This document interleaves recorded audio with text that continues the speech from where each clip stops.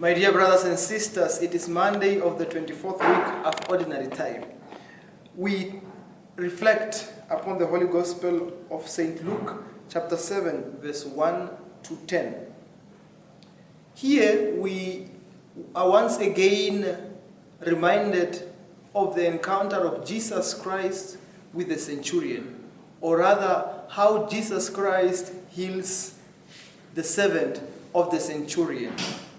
Now, there are two things I would like to bring to your attention today that are very important for me in this gospel, or rather that which I found very interesting and intriguing that we should all be reflecting upon. The first thing is what the Catechism of the Catholic teaches us in paragraph 2559, that humility is the foundation of prayer. We see that the centurion sends people to go and speak to Jesus, to request him to come and heal his servant. And when they go to Jesus, they actually beg, they actually request. And in this we see the fulfillment of the words of St. Augustine when he says in his 56th sermon that man is a beggar before God. So these people actually go to Jesus and they beg with humility. They ask that Jesus comes and heals this servant of the centurion. But just before Jesus approaches the house, or just before Jesus reaches the house, the centurion again sends his friends. He sends word to Jesus. And we read,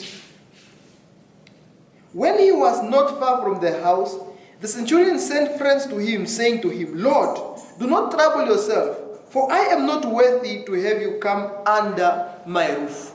This much humility is expected of us in order that our prayer be meaningful. Many a times our prayers go unanswered. Many a times our prayers don't hold water because there is no humility in our prayer. The Catechism once more reminds us, humility is the foundation of prayer.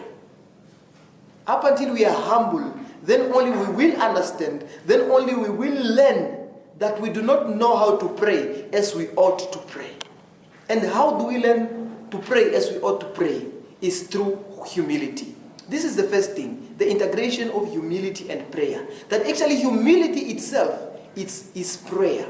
Men should be able to beg God for all the necessary graces. We should be able to humble ourselves. We are not to consult God, or God is not to consult us, or we are not to demand from God, or we are not to tell God what he should do, but rather we are to ask God with a contrite and humble heart that, oh God, can you grant this for us? The second thing that I want us to reflect upon is the power in prayer, and how this power is really manifested through the works of Jesus Christ, whom we are all called to imitate. We see that Jesus did not even touch the sick person. Jesus did not even reach there. But we are told that immediately those who had been sent returned to the house, they found the slave well. Many a time we limit the power of God. But we are reminded that though in our thinking we think that God is actually far from us because we think that we are on earth and God is in heaven, which we think of as heaven above, but rather this heaven refers to a state of God. That God is heavenly, God is powerful. This is actually a reminder to us that God is close to us, that we do not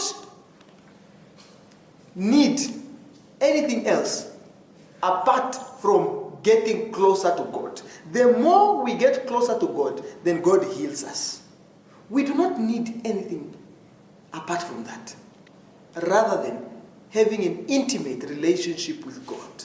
We should come closer to God.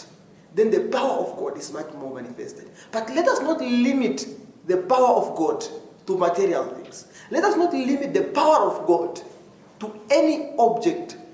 But let us understand that God, just by his own word, we are already healed. May God be praised. Amen.